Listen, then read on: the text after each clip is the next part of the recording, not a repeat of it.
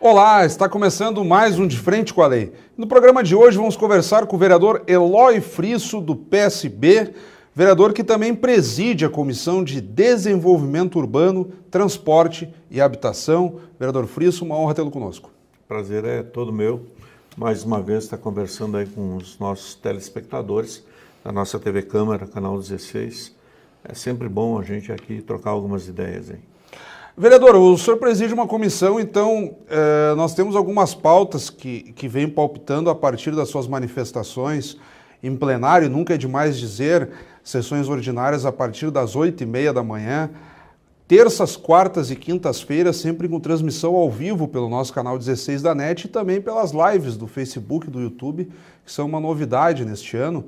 O senhor tem feito uma rodada, digamos assim, de reuniões internas, que já vem desde o início do ano, e recentemente cumpriu um calendário de 5 reuniões públicas, digamos assim, percorrendo pontos da cidade para ouvir demandas da população, e a partir dessas reuniões já foram elaboradas uma série de emendas ao que se chama revisão do plano diretor, cuja a última mudança aconteceu em 2007, e agora a Câmara, provocada por um projeto do Executivo, começa a examinar e já propor alterações. Eu gostaria que o senhor situasse quem nos acompanha sobre como anda esse debate. Pois não, essa discussão que está acontecendo na Câmara nesse momento, ela dialoga com a proposta que foi encaminhada pelo Executivo de revisão, né, do plano diretor. O Estatuto das Cidades, ele estabelece que a cada 10 anos você tem que fazer uma revisão do plano diretor, atualizá-lo e tal. E como a Prefeitura, no ano passado, que fechou os 10 anos, nosso plano diretor é de 2007, deveria ter sido revisto em 2017. Atrasou lá, então, portanto, só entrou na Câmara nesse ano.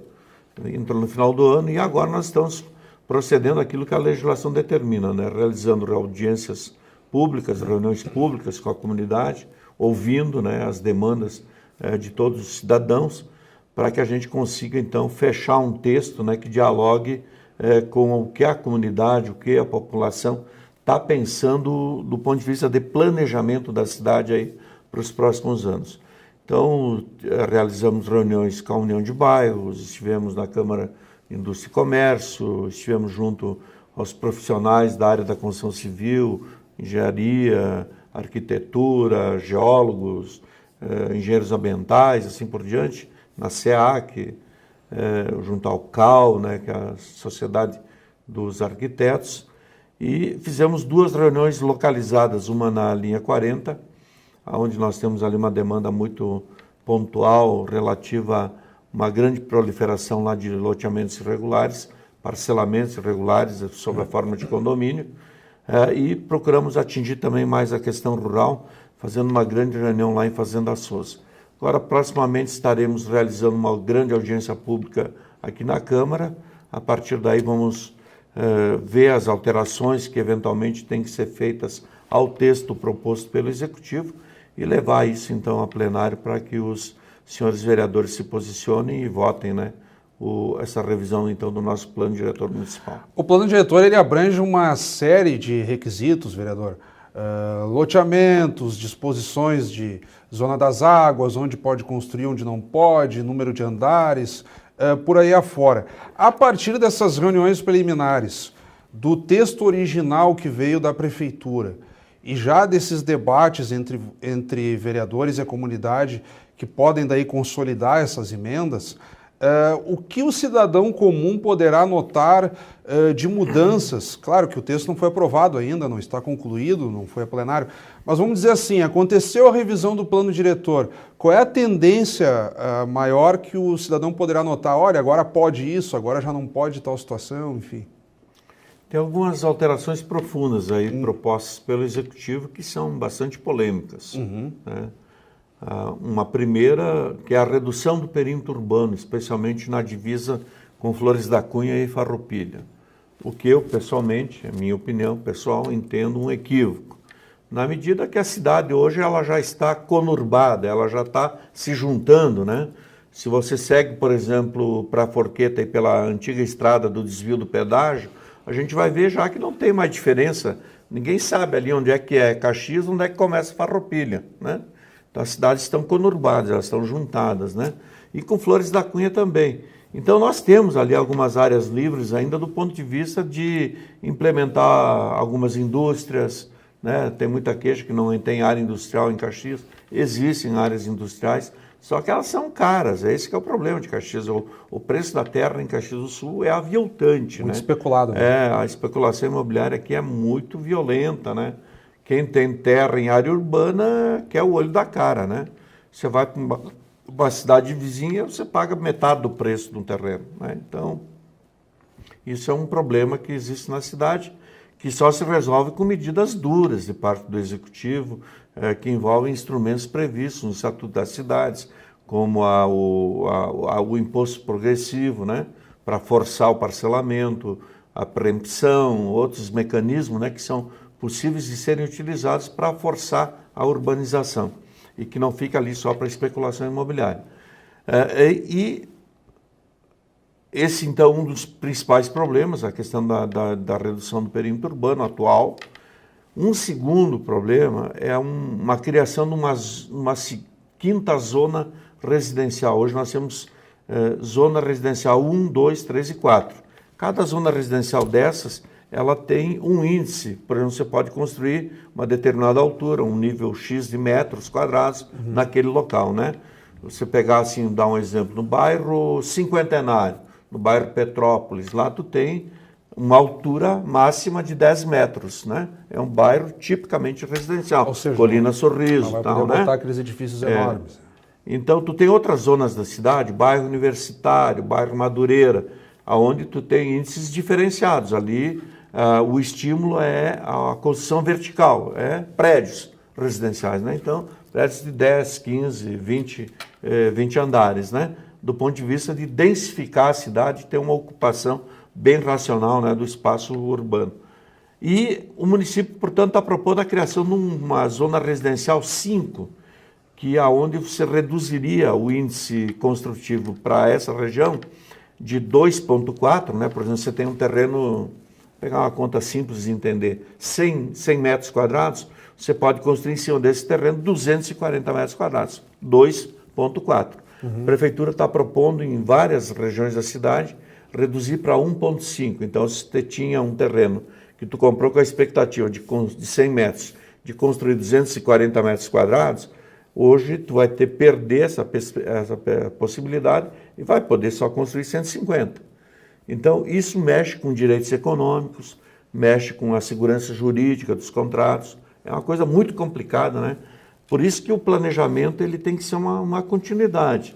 Esse plano diretor que está aí, ele vem lá desde o plano físico de 1997. Ele já tem 20 anos.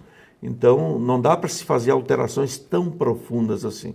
Então, são essas discussões aí que estão permeando os debates pela cidade e que a Câmara vai ter que se posicionar. Até para não gerar insegurança jurídica ao município, né? É verdade. Isso. E mudando um pouco de assunto... Óbvio que também tem muitas medidas positivas encaminhadas pela revisão, sem dúvida nenhuma. E as positivas nem sempre é a que aparece, né?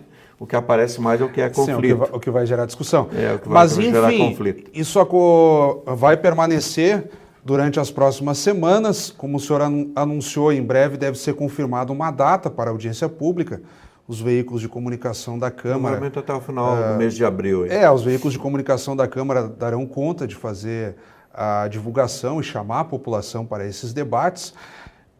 E aí até o projeto, enfim, ficar apto para ir a plenário a apreciação dos vereadores, que aí é a etapa máxima aqui no âmbito do Legislativo. Mas mudando um pouco de assunto, vereador, nós temos ainda alguns minutos. Uma crítica que o senhor tem feito de forma veemente se tornou uma pauta da Câmara. A Câmara, principalmente nessa legislatura, são raros os momentos em que a saúde não ganha o plenário, ou um vereador ou outro acaba se envolvendo de fazer visitas, de cobrar, de fazer pedido de informações, e continuam faltando profissionais, filas, agendamento de cirurgias são problemas históricos na saúde de Caxias do Sul e que permanecem. E o senhor engrossou a crítica de umas semanas para cá, principalmente em plenário. Quais seriam as alternativas para tentar superar esses problemas históricos da saúde? Nós temos um grupo de vereadores que chama Comissão de Saúde da Câmara, que tem feito um trabalho brilhante, presidido pelo vereador Renato Oliveira, né? Presença nos hospitais, nos ambulatórios, no pronto atendimento, né? Acompanhando essas demandas da cidade. A minha fala foi mais no sentido mais, eu diria, estrutural, do ponto de vista das questões da saúde em Caxias, né? A partir do momento que se optou pelo Sistema Único de Saúde, pela universalização do atendimento, então Caxias, por exemplo, ela não pode mais negar atendimento. Se uma pessoa vem aqui de São Paulo, por exemplo, para ser atendida aqui, ela tem que ser atendida. É o Sistema Universal, né? Sistema Único de Saúde. Então Caxias hoje engloba praticamente 46 cidades da região a nível de atendimento, especialmente em duas áreas. Chama traumatologia, né? A questão das doenças do cérebro, né, também, e isso no Hospital Pompeia, que é o hospital referência da cidade, e lá no Hospital Geral, as doenças do coração, né, assim por diante, né.